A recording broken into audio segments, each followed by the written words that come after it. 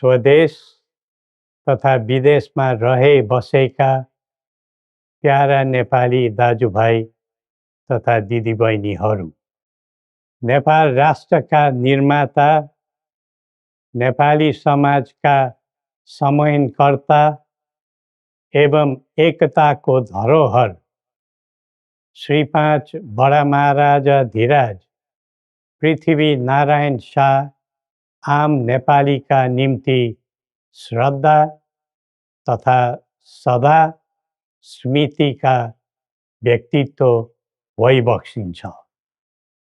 मौसुफको 304औं जन्म जयन्ती तथा राष्ट्रिय एकता दिवसका उपलक्ष्यमा हामी उहाँलाई नमन गर्दै श्रद्धा सुमन अर्पण गर्दछौँ। जस्तोसुकै शक्तिसँग पनि सङ्घर्ष गरेर राष्ट्र एकीकरणमा सबै जात, सबै धर्म र सबै क्षेत्रका नेपालीको सक्रिय, सबल र सफल नेतृत्व गरेको शाहवंशीय राज संस्थाको इतिहास सबैका सामु छर्लङ्ग छ। नेपाली जनताको खुसी र समृद्धिलाई नै आफ्नो रुचि ठान्ने शाहवंशीय परम्परा रहँदै आएको छ। बडा महाराज धीराजको मार्ग निर्देशनको परिधिमा रही हामीले नेपाली जनको एकता र वृद्धिमा जोड दिँदै आएका थियौँ र छौँ। तर कालान्तरमा कतैबाट उत्पन्न अवाञ्छित भ्रमको चपेटामा देश पर्यो।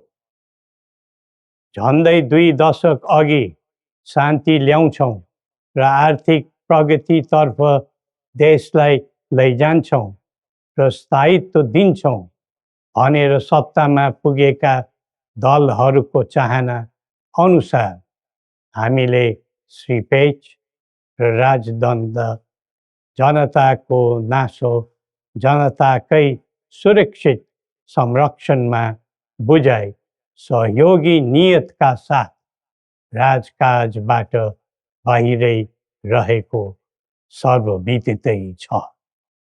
यो दायित्वबाट पलायन वा निषेधित राजनीतिका निम्ति कमजोरीको अनुमोदन थिएन, न त यो भावना आम जनतामा नै थियो। नारायणहिटी राजदरबारबाट हामी बाहिरिएको करिब 2 दशक बित्दा पनि देशले सामना गरिरहनु परेको सङ्कटले हामीलाई चिन्तित तुल्याएको छ। हिजो देश नबनेकोमा चिन्ता थियो, आज देश नै नबच्ने हो कि भन्ने निराशा पैदा भएको छ। बडा महाराज धीराजबाट 22 वर्षको युवा अवस्थामै सुरु गरिबक्सेको एकीकरणको सफलता पछि आधुनिक नेपाललाई 4 वर्ण 36 जातको साझा फुलबारीको रूपमा चित्रण गरिबक्सेको थियो। यो मुलुक राजाको मात्र होइन, जनता र राजाको समान स्वामित्वको देश हो भन्ने सन्देश पनि दिइबक्सेको थियो।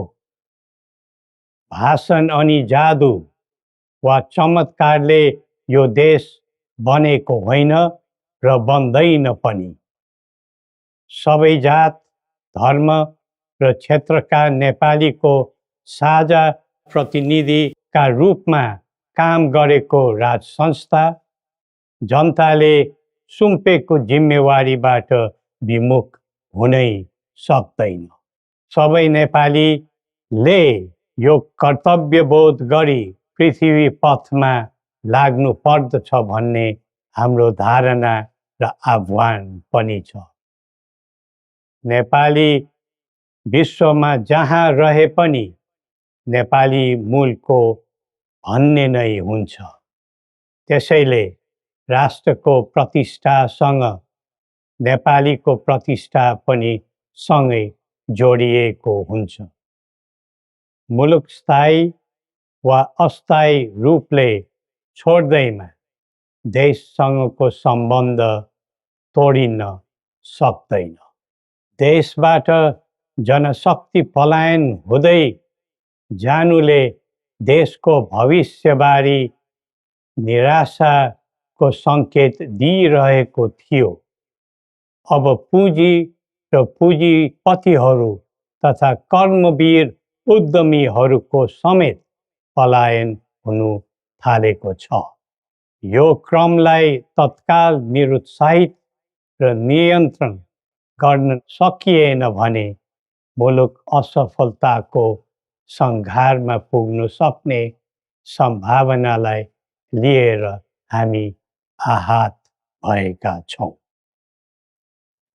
बरामहाराज धिराजबाट स्वदेशको पुँजी पलायनमा रोक लगाउनु पर्ने पक्षलाई महत्त्वका साथ जोड दिबक्सी जनता सक्षम र बलिया भए मात्र देश बलियो हुन्छ भनी दिव्य उपदेशमा उल्लेख गरिबक्सेको छ।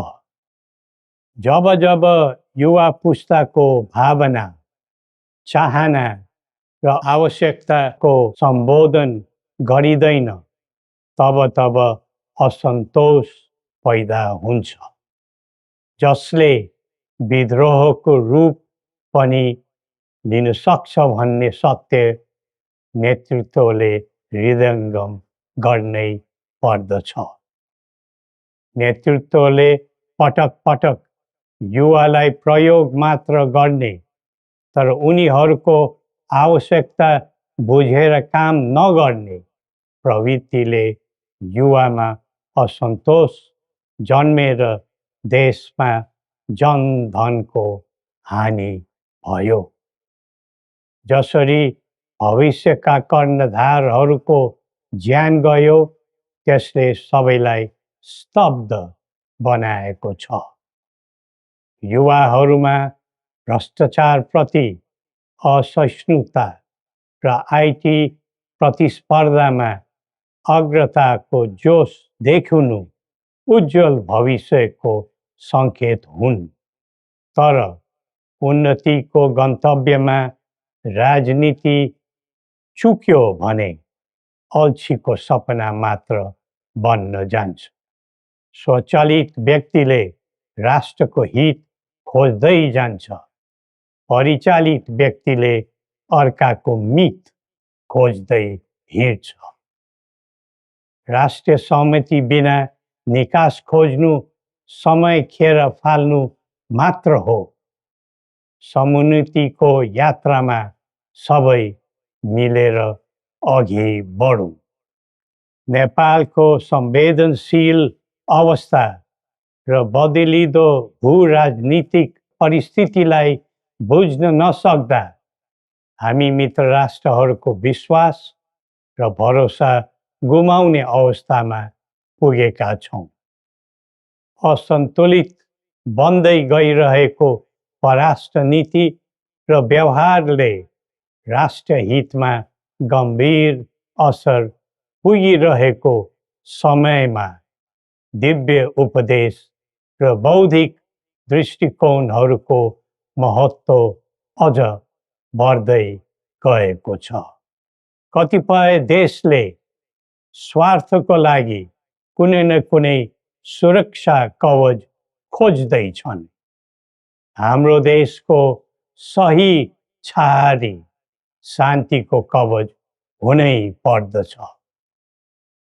नेपाल निर्माणमा मार्गदर्शी र सेनापति बरामहाराजा धिराजको विरासत र वंशका प्रतिनिधिका रूपमा मेरो भूमिका स्पष्ट रहेको छ।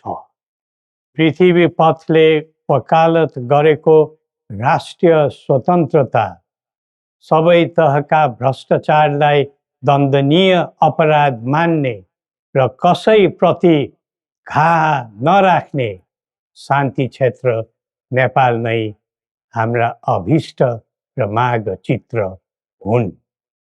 जनताको चाहनाबाट कझै निर्धारित हुनुपर्ने परिकल्पना पृथ्वी पथका मौलिक आकांक्षा हुन्। अन्तमा जनता र राजाले एकीकरण गरेर निर्माण गरेको नेपाल राष्ट्रको समग्र हितलाई आत्मसात गर्दै सबल राष्ट्र बनाउने महान कार्यमा सबैलाई जुटाउँ र नेपाललाई फेरि उठाउँ। श्री गोरखनाथले हामी सबैलाई सत् बुद्धि दिउन्। जय नेपाल।